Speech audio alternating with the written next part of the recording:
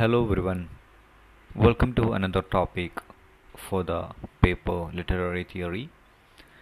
So we are discussing today the Frankfurt School. Frankfurt School is a group of intellectuals in Germany. It is started in Germany.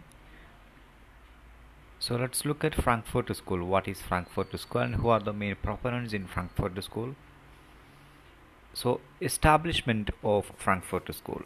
Frankfurt School or Institute for Social Research. So that's another name for Frankfurt School, Institute for Social Research, set up by a group of Marxist intellectuals in Germany in 1923. So it got set up in Germany in the year 1923 by whom? By some Marxist intellectuals, some people who think about Marxism, who criticize about Marxism, who evaluate about Marxism. So this is a group of intellectual Frankfurt School, and it is affiliated to the University of Frankfurt and independently of Communist Party. Another point, it's affiliated to Frankfurt University, and it's not affiliated to, and it's not any there is no any connection to Communist Party with Frankfurt School. Though Frankfurt School comes under the topic Marxism, it has nothing to do with the Communist Party, the communist ideologies. It's actually a self-organization, a self-group with some of the intellectuals in Germany, so which has been influential in the development of Marxist theory. So Frankfurt School is actually a self-organization.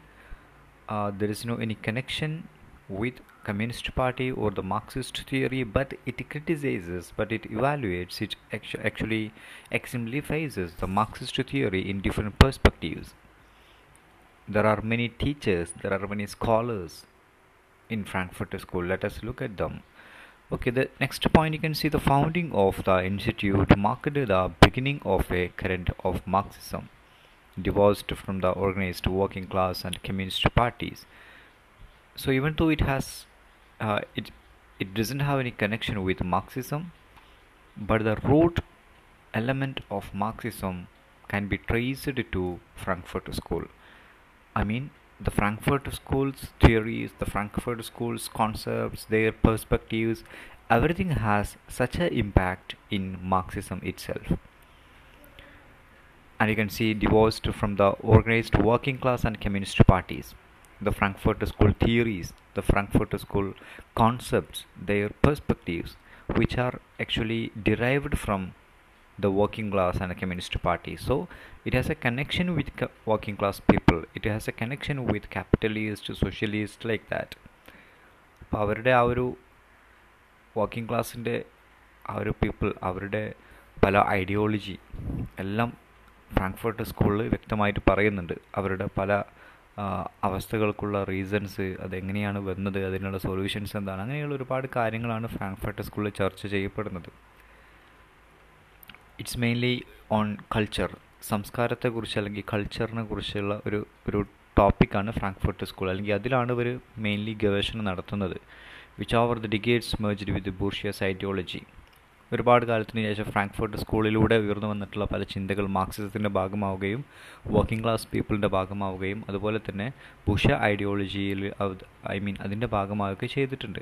Frankfurt school start ചെയ്യുന്ന സമയത്ത് ഒരു independent ആയിട്ടുള്ള ഒരു organisation ആയിരുന്നു start ചെയ്തതെങ്കിൽ പോലും പിൽക്കാലത്ത് അത് മാർക്സിസമായിട്ടും working class പീപ്പിളായിട്ടും അതുപോലെ ബൂർഷ്യാസ് ഐഡിയോളജിയുമായിട്ടും അങ്ങനെ ഒരുപാട് കാര്യങ്ങളുമായിട്ട് ഇത് കണക്ട് ചെയ്യപ്പെട്ടിട്ടുണ്ടെന്നാണ് പറയപ്പെടുന്നത്.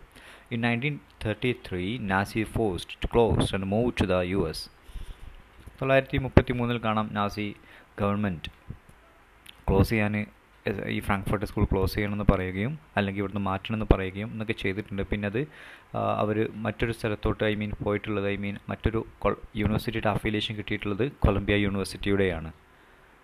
where it found hospitality at Columbia University. അവർക്ക് ഒരു അഭയം നൽകിയത് അല്ലെങ്കിൽ അവരെ സ്വീകരിച്ചത് Colombia യൂണിവേഴ്സിറ്റിയാണ്. So the first generation social research institute in Frankfurt. So you can see some important names here.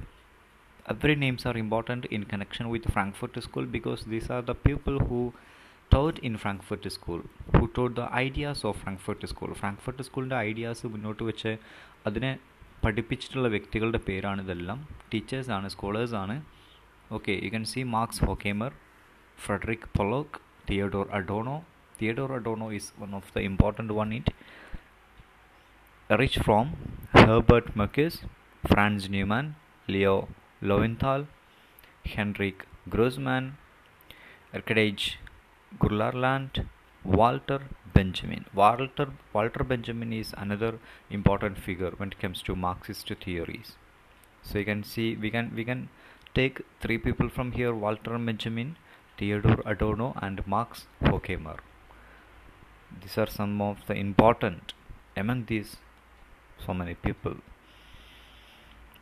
So these all people are connected with the first generation of Frankfurt School. Okay, and this person is connected with the second generation of Frankfurt School. Jürgen Habermas.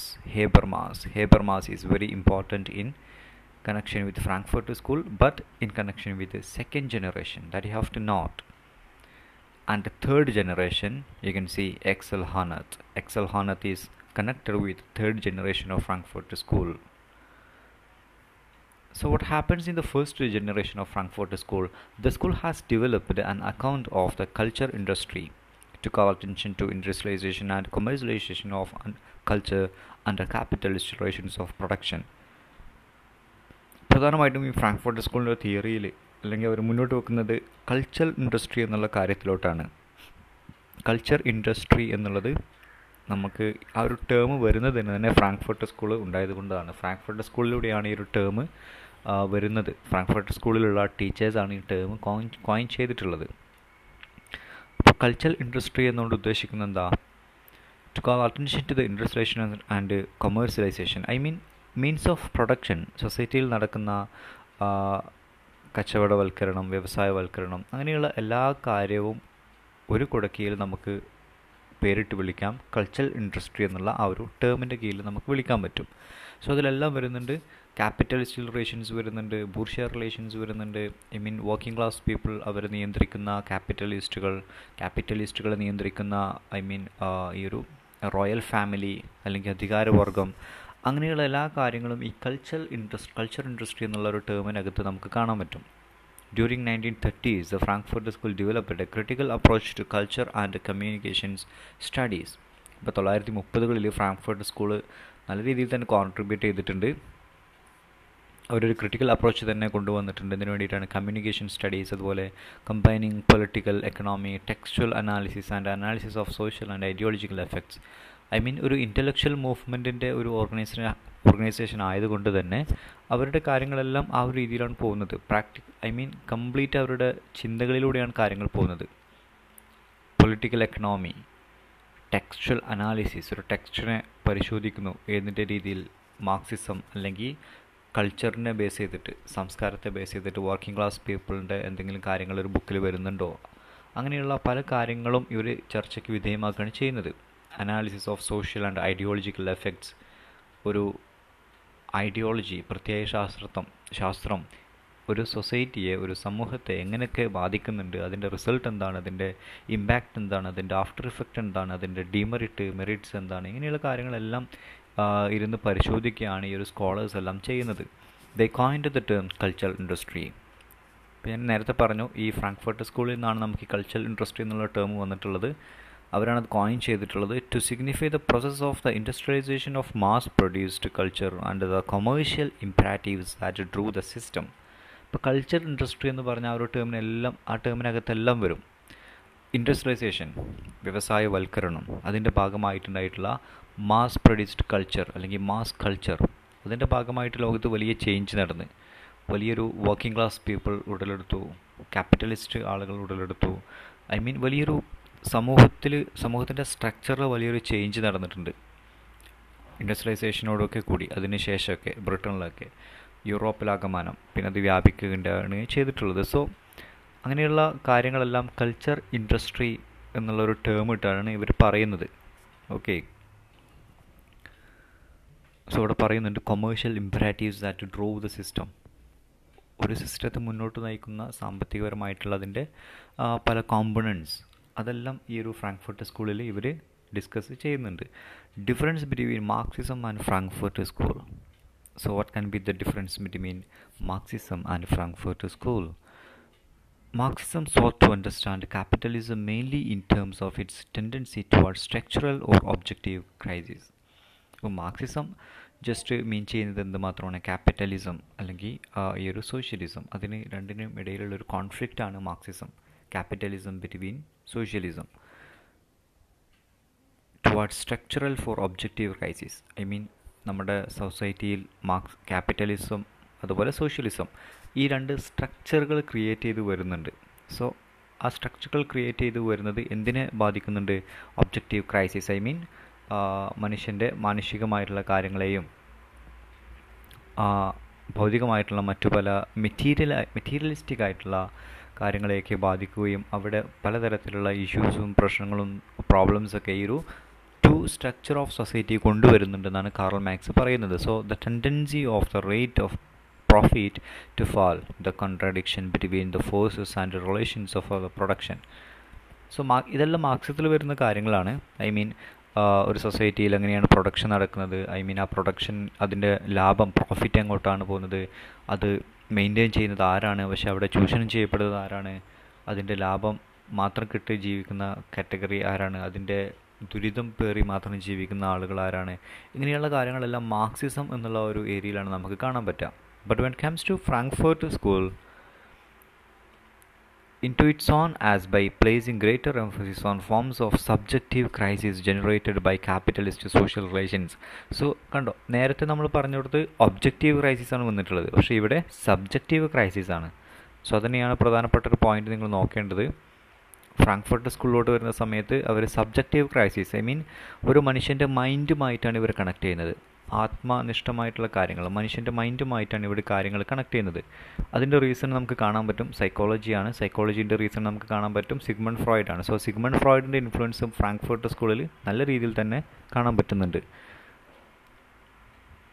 So subjective crisis generated by capitalist social relations. So ആ ഒരു capitalist social relation, മുതലാളി തൊഴിലാളി ആ ഒരു relation, ആ ഒരു റിലേഷൻഷിപ്പിൽ നിന്ന് ഉടലെടുക്കുന്ന സൈക്കോളജിക്കലായിട്ടുള്ള ആളുകളുടെ ക്രൈസിസ്, ആളുകളുടെ പ്രശ്നങ്ങൾ, അതിനെക്കുറിച്ച് ആണ് മെയിൻലി ആയിട്ട്, അതിൻ്റെ സൊല്യൂഷൻസിനെ കുറിച്ചൊക്കെയാണ് മെയിൻലി ആയിട്ട് ഫ്രാങ്ക്ഫർട്ട് സ്കൂളിൽ നമുക്ക് കാണാൻ പറ്റുക. അല്ലാണ്ട് സൊസൈറ്റിയിൽ നടക്കുന്ന ഒരു സ്ട്രക്ചറും അല്ലെങ്കിൽ അതിൻ്റെ കാര്യങ്ങളും അങ്ങനെ ഒരു ബേസ് ഉള്ള കാര്യങ്ങളെല്ലാം മാർക്സിസത്തിലാണ് നമുക്ക് കാണാൻ പറ്റുന്നത്. പക്ഷേ അതിൻ്റെ ഡീപ്പായിട്ട് നമ്മൾ പോകുന്ന സമയത്ത് അതിൻ്റെ ഇമ്പാക്റ്റ് ആളുകളുടെ മനസ്സിന് എത്രത്തോളം ബാധിച്ചിട്ടുണ്ടെന്നുള്ള കാര്യങ്ങളൊക്കെ പഠിക്കുന്നത് ഫ്രാങ്ക്ഫർട്ട് സ്കൂൾ തിയറികളിലാണ്. The rise of authoritarian personality structure. കണ്ടോ, അധികാരവർഗത്തിൻ്റെ ആ ഒരു ഉയർച്ച അല്ലെങ്കിൽ അവരുടെ റൈസ്, അവർ എങ്ങനെയാണ് ഉയർന്നു വരുന്നത് സമൂഹത്തിൽ നിന്നുള്ള കാര്യങ്ങൾ. A crisis in of memory, experience and ultimately agency. It's so to understand such a subjective crisis in psycho analytical terms.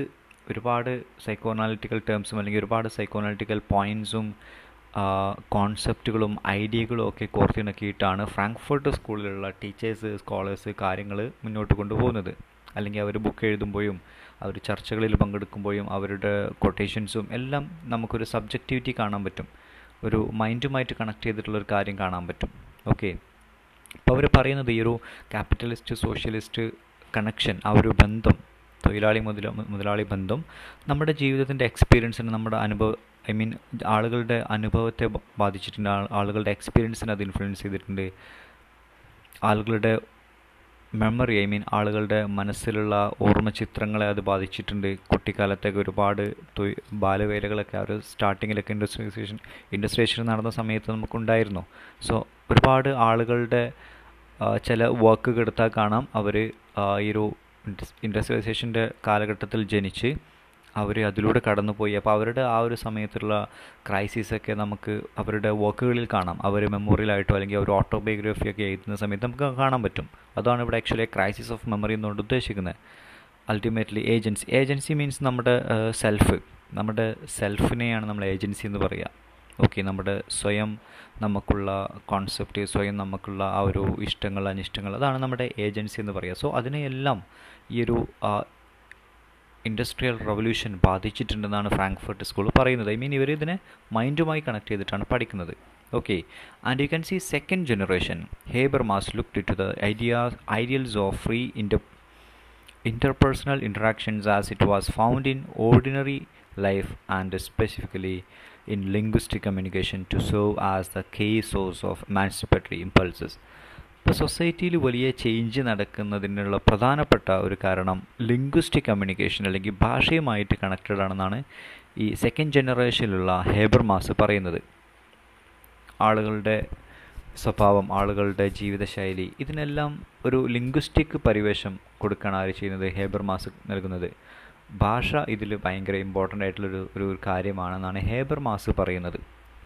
അതുവരെ ഭാഷയെക്കുറിച്ച് ആരും പറഞ്ഞിട്ടില്ലായിരുന്നു. പക്ഷേ ഹേബർമാസ് ആണ് ഭാഷയെക്കുറിച്ചും ഭാഷയും മാർക്സിസവും ഭാഷയും മറ്റുള്ള കൾച്ചറൽ ആസ്പെക്റ്റൊക്കെ കണക്ട് ചെയ്യുന്നത്. I mean language with Marxism and the connection between socialism and capitalism. So everything is discussed by this particular person Habermas in the second generation of Frankfurt School. അപ്പോൾ അദ്ദേഹം ഇതിൽ പറയുന്നത് intrapersonal interactions, മനുഷ്യൻ പരസ്പരമുള്ള മനുഷ്യൻ്റെ വിശ്വാസങ്ങളിലൂടെയുള്ള പെരുമാറ്റം, മനുഷ്യൻ്റെ മതപരമായിട്ടുള്ള കാര്യങ്ങൾ, ആചാരപരമായിട്ടുള്ള കാര്യങ്ങൾ, ഇങ്ങനെയുള്ള മനുഷ്യൻ്റെ സാധാരണ ജീവിതം, മനുഷ്യൻ്റെ ദൈനംദിന ആശയവിനിമയം, കമ്മ്യൂണിക്കേഷൻ, ഇങ്ങനെ എല്ലാ കാര്യങ്ങളിലും പ്രധാനമായിട്ടൊരു റോള് വഹിക്കുന്നത് ഭാഷയാണ്, ലിംഗ്വിസ്റ്റിക്സ് ആണെന്നാണ് ഹേബർമാസ് പറയുന്നത്. ഓക്കെ, അപ്പോൾ മാർക്സിസത്തെ ഭാഷയുമായിട്ട് കണക്ട് ചെയ്തിട്ടാണ് ഇയാൾ പഠിക്കുന്നത്, Habermas. And third generation typical terms you can see a conception of history and society based on the struggle for recognition by social groups. Third ജനറേഷനിലൊക്കെ എത്തിയ സമയത്ത് തേർഡ് ജനറേഷനിലുള്ള ടീച്ചേഴ്സ് അല്ലെങ്കിൽ സ്കോളേഴ്സ് മുന്നോട്ട് വെക്കുന്നത് ഐ മീൻ ഹിസ്റ്ററിയെക്കുറിച്ച് പറയാൻ തുടങ്ങിയവർ, ചരിത്രത്തെ അവരിതിലോട്ട് കൊണ്ടുവരാൻ തുടങ്ങി. അങ്ങനെ നമ്മൾ ഈ ഒരു സോഷ്യൽ ഗ്രൂപ്പ്സ്, സമൂഹത്തിൽ ഉടലെടുക്കുന്ന പല ഗ്രൂപ്പുകളും അതിൻ്റെ റീസൺസ്, അത് ഹിസ്റ്ററിയിൽ, ചരിത്രത്തിൽ എത്രമാത്രം അതിന് സ്വാധീനമുണ്ട്, ചരിത്രത്തിൽ എവിടെയൊക്കെയാണ് അങ്ങനെ സംഭവിച്ചിട്ടുണ്ട്, എപ്പോഴൊക്കെയാണ് സംഭവിച്ചിട്ടുള്ളത്, അതിൻ്റെ സംഭവിക്കാനുള്ള കാരണങ്ങൾ എന്താണ്, ഇങ്ങനെയുള്ള കാര്യങ്ങളൊക്കെയാണ് തേർഡ് ജനറേഷനിൽ ഇവർ ഡിസ്കസ് ചെയ്യുന്നത്. A contextualization of normative foundations in the deep structure of subjective experiences. Subjective experience എന്ന് പറഞ്ഞാൽ ഒരു വ്യക്തിയുടെ മാനസികമായിട്ടുള്ള അനുഭവം, അയാളുടെ മാനസികമായിട്ടുള്ള അനുഭവത്തെ എത്രത്തോളം ഈ ഒരു മാർക്സിസം എന്നുള്ള തിയറി അല്ലെങ്കിൽ ഈ ഒരു ക്യാപിറ്റലിസ്റ്റ് സോഷ്യലിസ്റ്റ് റിലേഷൻസും കൾച്ചറൽ ഇൻഡസ്ട്രിയും ഇങ്ങനെയുള്ള എല്ലാ കാര്യങ്ങളും എത്രത്തോളം ഒരു മനുഷ്യൻ്റെ മാനസിക അനുഭവത്തെ എത്രത്തോളം ബാധിച്ചിട്ടുണ്ട് എന്നുള്ള കാര്യമാണ് ഇവിടെ ഡിസ്കസ് ചെയ്യുന്നത്. Greater attention to the author of reason.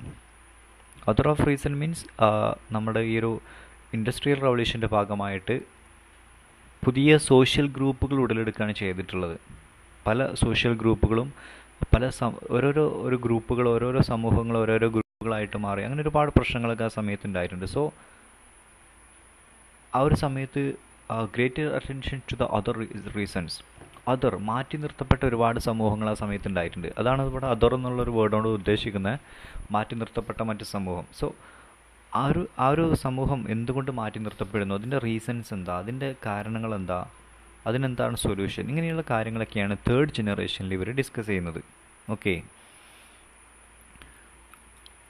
So criticism of Frankfurt school theorist. അപ്പോൾ ഏതൊരു തിയറി വന്നാലും അതിനൊരു വിമർശനം ഉണ്ടാവും. അവരുടെ തിയറി പോരാ, അല്ലെങ്കിൽ അവരുടെ തിയറിക്ക് ഇന്ന പ്രശ്നങ്ങളൊക്കെ ഉണ്ടെന്ന് പറഞ്ഞിട്ടൊരു വിമർശനം ഉണ്ടാവും. അതുപോലെ തന്നെ നമ്മുടെ ഫ്രാങ്ക്ഫർട്ട് സ്കൂളിലും അങ്ങനെ ഒരു വിമർശനമുണ്ട്. അതെന്താണെന്ന് നോക്കാം.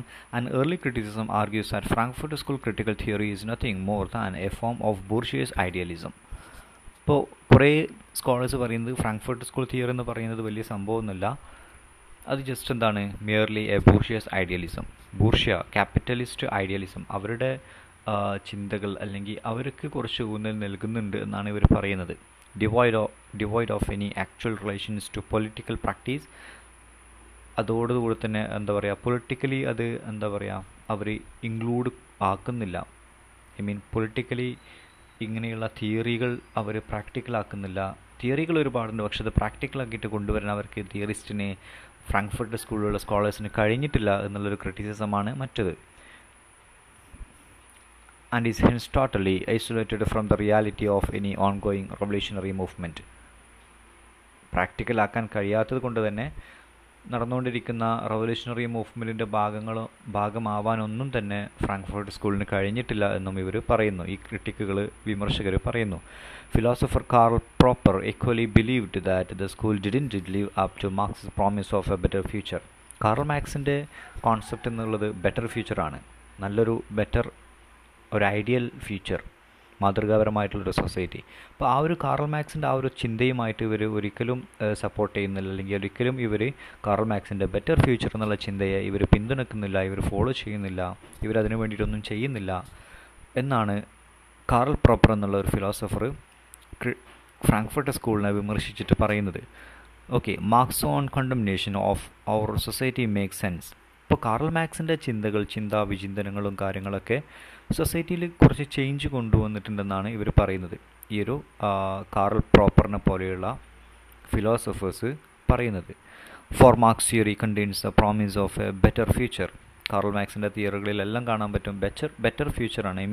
നല്ലൊരു സമൂഹത്തെയാണ് കാർൾ മാർക്സ് ആഗ്രഹിക്കുന്നത് അല്ലെങ്കിൽ പ്രതീക്ഷിക്കുന്നത്. But the theory becomes vacuous and irresponsible if this promise is withdrawn, as it is by Adorno and Horkheimer. അപ്പോൾ കാർൾ പ്രോപ്പർ എന്നുള്ള ഒരു ഫിലോസഫർ ഇവിടെ പറയുന്നു, കാർൾ മാർക്സ് മുന്നോട്ട് വച്ചിട്ടുള്ള പല ആശയങ്ങളെയും അദ്ദേഹത്തിൻ്റെ പ്രതീക്ഷകളെയും അദ്ദേഹത്തിൻ്റെ ലക്ഷ്യങ്ങളെയൊക്കെ ഫ്രാങ്ക്ഫർട്ട് സ്കൂള് മൈൻഡ് ചെയ്തിട്ടില്ല. ഫ്രാങ്ക്ഫർട്ട് സ്കൂളിലുള്ള തിയറിസ്റ്റുകൾ കാർൾ മാർക്സിൻ്റെ ആ ഒരു വിഷസിനൊന്നും എക്സ്പെക്റ്റേഷൻസിനൊന്നും വില കൽപ്പിക്കുന്നില്ല. അവർ കാർൾ മാർക്സിൻ്റെ ആ ഒരു പ്രോമിസ്, ഒരു ബെറ്റർ സമൂഹം നിലനിൽക്കും ഭാവിയിൽ എന്നുള്ള ഒരു പ്രോമിസിനെ വിഡ്രോ ചെയ്യുകയാണ് അവർ ചെയ്യുന്നത്. അതുകൊണ്ട് തന്നെ കാർൾ മാർക്സിൻ്റെ ആ ഒരു ചിന്തകളെ ഒരു ശൂന്യമാക്കി കളയുകയാണ് ഈ ഒരു തിയോഡോർ അഡോർണോയും അതുപോലെ ഹോക്ക്മെയറൊക്കെ ചെയ്യുന്നത് എന്നാണ് ആര് പറയുന്നത്? കാർൾ പ്രോപ്പർ ഫ്രാങ്ക്ഫർട്ട് സ്കൂളിനെ വിമർശിച്ചുകൊണ്ട് പറയുന്നത്.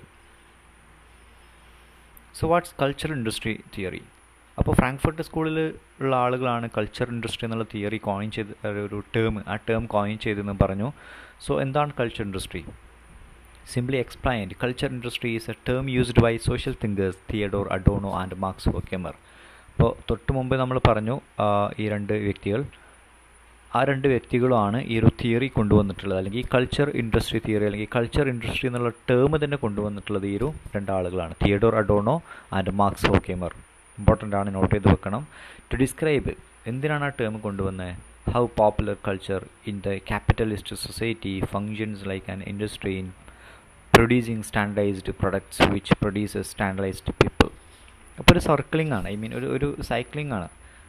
സ്റ്റാൻഡേർഡായിട്ടുള്ള പ്രൊഡക്റ്റുകൾ സ്റ്റാൻഡേർഡായിട്ടുള്ള ഒരു ജനതയെ, സ്റ്റാൻഡേർഡായിട്ടുള്ള ഒരു സമൂഹത്തെ, ഒരു ജനതയെ പടുത്തുയർത്തുന്നു എന്നുള്ള കാര്യങ്ങൾ ഒക്കെയാണ് ഈ ഒരു ഇൻഡസ്ട്രിയൽ റവല്യൂഷൻ്റെ ഒരു ബാക്ക്ഗ്രൗണ്ടായിട്ട്, ഒരു കാരണങ്ങളായിട്ട് പറഞ്ഞിരുന്നത്. കുറച്ചും കൂടി നല്ല ജീവിത നിലവാരം എല്ലാവർക്കും വേണം, അധികാരവർഗത്തിനും ബൂർഷ്വാ സൊസൈറ്റിക്ക് മാത്രം പോരാ, വർക്കിംഗ് ക്ലാസ്സിനും കുറച്ചും കൂടി നല്ല സ്റ്റാൻഡേർഡായിട്ടുള്ളൊരു ജീവിതം വേണം എന്നൊക്കെയാണ് ഈ ഒരു ഇൻഡസ്ട്രിയൽ റവല്യൂഷൻ ഉണ്ടാകാനുള്ള കാരണങ്ങളൊക്കെ.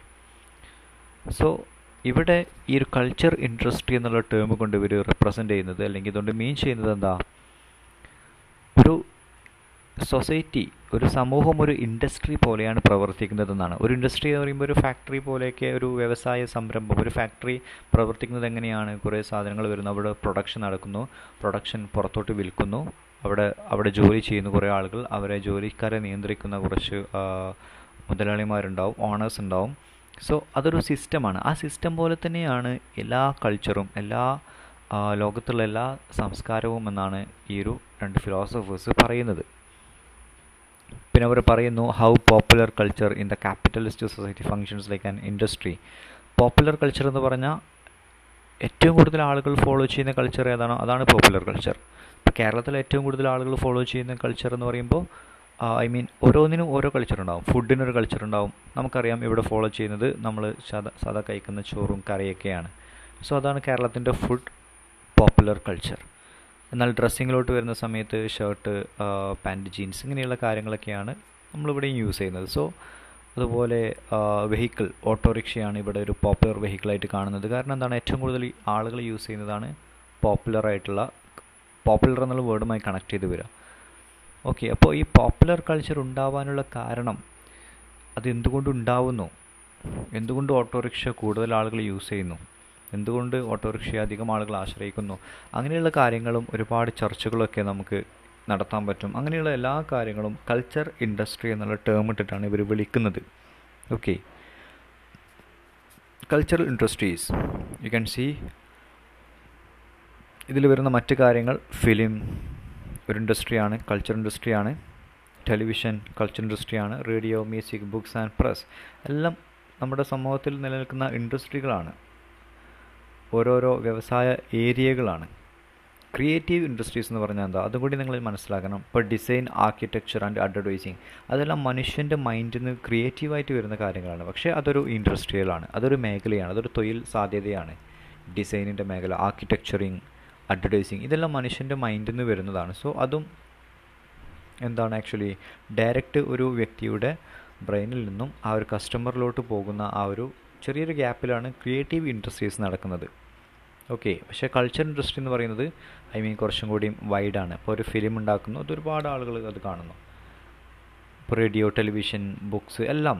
So you can take these 2 points, culture industries and their examples, creative industries and their examples.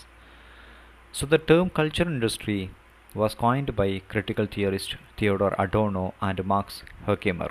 So അവരുടെ ഒരു ലൈഫ് സ്പാനൊക്കെ ഇവിടെ കൊടുത്തിട്ടുണ്ട്. And was presented as critical vocabulary in the chapter. അപ്പോൾ ഇത് ഏത് ബുക്കിലാണ് അവർ കൊടുത്തത്, ഏത് ബുക്കിലാണ് ഈ ഒരു കൾച്ചർ ഇൻഡസ്ട്രി എന്നുള്ള ടേം അവർ കൊണ്ടുവന്നതെന്നാണ് ഇവിടെ പറയുന്നത്. The culture industry enlightenment as mass deception of the book dialectic of enlightenment. So ആ ഒരു ബുക്ക് നോട്ട് ചെയ്യുക. 1947 ഡെലാറ്റിക് ഓഫ് എൻലൈറ്റ്മെൻറ്റിലുള്ള ഒരു ചാപ്റ്റർ, ആ ബുക്കിൻ്റെ ഒരു അധ്യായമാണ് the culture industry enlightenment of A mass deception. ആ ഒരു അധ്യായത്തിലൂടെയാണ് ഈ ഒരു കൾച്ചർ ഇൻഡസ്ട്രി എന്നുള്ള ടേമും അവർ കോയിൻ ചെയ്യുകയും അതിനെക്കുറിച്ച് അവർ ഡീറ്റെയിൽ ആയിട്ട് പറയുകയൊക്കെ ചെയ്യുന്നത്. അപ്പോൾ നമുക്കിതിൻ്റെ എല്ലാം ബേസ് മാത്രം നോക്കി പോയാൽ മതി, ബേസ് മാത്രമേ നമുക്കിപ്പോൾ ആവശ്യമുള്ളൂ. Okay, so I think you got a small idea about Frankfurt School and the major important people in Frankfurt School. That's very important. You have to pick up all the people and you have to by heart all the people too. അവരെല്ലാം പഠിക്കണം. First ജനറേഷനിൽ ആരാണ്, second ജനറേഷനിൽ ആരാണ്, third ജനറേഷനിൽ ആരാണ്, അങ്ങനെയുള്ള കാര്യങ്ങളൊക്കെ പഠിക്കണം. ഓക്കെ, പിന്നെ കൾച്ചർ ഇൻഡസ്ട്രി എന്നുള്ള ടേം കോയിൻ ചെയ്തത് ആരാണ്, അത് ഏത് ബുക്കിലാണ്, ഏത് അധ്യായത്തിലാണ്, അങ്ങനെയുള്ള കാര്യങ്ങളും നിങ്ങൾ നോട്ട് ചെയ്യണം. സോ മെയിൻലി ആയിട്ട് ബേസിക് ആയിട്ടുള്ള പോയിൻറ്റ്സ് മാത്രം നോട്ട് ചെയ്യുക. ഓക്കെ, സോ എന്തെങ്കിലും if you have any doubts regarding to the topic that we discussed right now, you can ask, you should ask, you must ask about it. Okay, anyway, thank you.